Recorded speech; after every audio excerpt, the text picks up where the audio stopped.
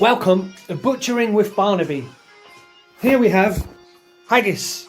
It's not actually haggis, but it is a sheep. It's not Scottish, but it is a sheep. It's a Hungarian sheep. It was in our back garden until about 2 hours ago. And now it's in a bucket. And I know, I'm being quite light-hearted about it. It is sad.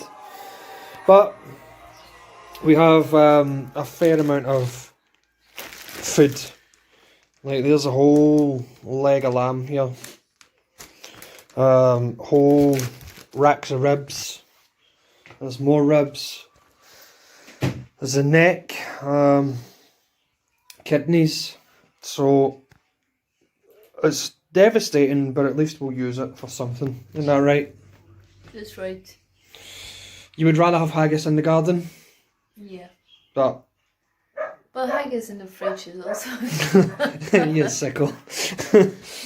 Yeah, so we're going to carve this up, bag most of it up, get it in the freezer, and we'll get a good few meals. I don't know, I've never actually had a full sheep butchered, so I have no idea just how many meals we'll be able to get out of this. I think John and Jackie will also get a wee Christmas present, probably a whole leg of lamb. But yeah, we'll get them carved and cut and bagged up. Sorry, haggis.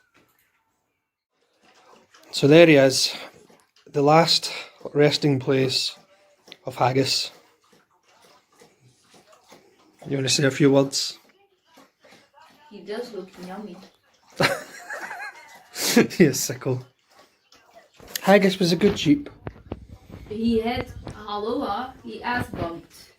He was getting cheeky, Cheeky? bumping with his horns, doing the wee ram thing. He was turning into a boisterous boy. Everybody's came for his last words, like. He will be missed, however.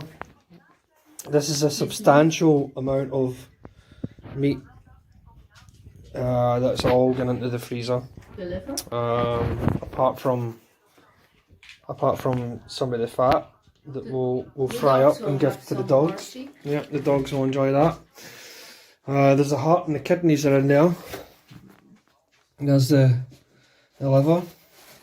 For dinner tonight, heart and kidneys. Yummy. So, his death, although tragic, we will try and make the most of it. Yep. Yummy. She's a psychopath. People call me a psychopath. That is psychopath. I'm an angel. You wouldn't believe the smell of lamb in the kitchen just now.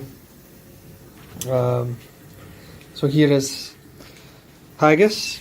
So these are the bits, the trimmed off fatty bits from the whole meat carcass. And instead of wasting them, trying to use every bit that we can. So, oops, I've just steamed up the lens. These will be nice dog treats. As you can tell, the dogs already know, and the cat dog already knows because they're all hanging about because of the smell of this. And tonight for dinner, what will we be having, Natasha? Haggis liver. Haggis liver? I never knew haggises had livers. Is it haggis or is it liver? Liver. It's liver from a sheep haggis. Now, I am not a big fan of liver. Nope. Never really ate it. I think that's because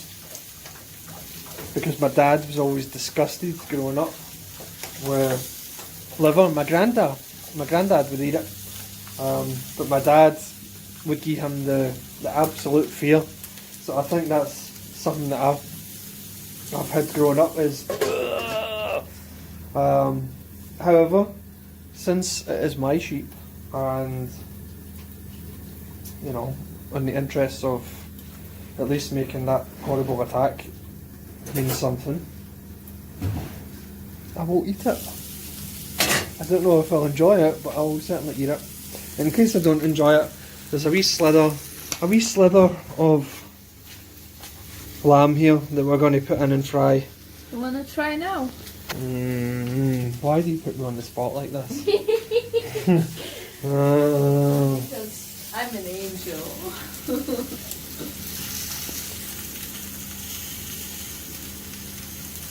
It can't focus. Like It's not. liver. It's not focusing.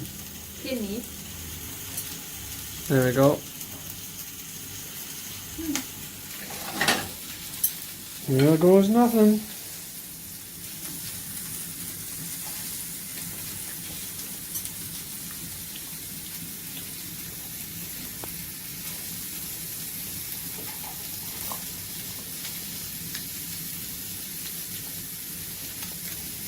Tastes like meat. Doesn't taste like lamb. No. You know what it tastes like? It tastes a bit like. Tastes a bit like pork. I might, as long as I can put it out of my head that I'm eating. Here we go again. That's quite okay. It's a wee bit spongy, the texture, but I guess that's lovely. So I do. It's actually not that bad. Yeah, I have always ate it Yeah, but you eat Never. anything. in my family, but we have never ate it. Sheep liver. Sheep liver. I don't know. We ate it chicken liver, chicken heart, chicken kidneys, also from the pig. We Frog? lost it. Frog's kidneys. They don't have to. Just the legs. Yeah. But this I don't know. But you're weird though.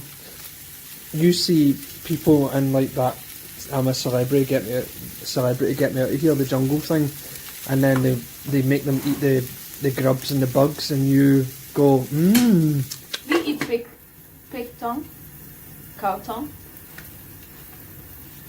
Now Stuart is. and I kiss that. Ah! You disgusting beast. It's just food bubble. It is a bit. It is we a. know what we are eating now. Yeah, I know. It's our own. I know. We were talking about that a wee bit earlier. That it feels weird. The thought of eating an animal that you've raised, you've looked after, you've had in your garden. It's weird because you know where it's came from. But you wouldn't think twice about going to the supermarket and just buying. Sorry, I accidentally hit the stop button. I'm saying you wouldn't think twice about going to the supermarket and buying random meat that you have no idea where it's came from, or going to a market and a wee market trader and buying meat and eating it. You wouldn't think twice. But because this has been in your garden and it's yours, and I suppose it would be even weirder, the feeling that if you're the one that's actually done the butchering yourself. It's a weird thought to do it, and it's bizarre that humanity, society, is now programmed that way, that's pure weird, that's disgusting. Actually, how is it any worse? We know where it's been. We know it's been cleaned. It's been prepared in a really clean place. We've seen it go from start to finish, but yet it's weirder. Society, I don't know. Anyway, here's to you, Haggis. I wish you were still here. Headbutting Natasha. But now you're in my tummy. Or you're gonna be in my tummy. And here's the end result.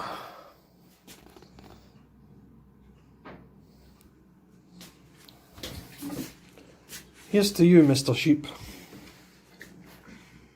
Haggis.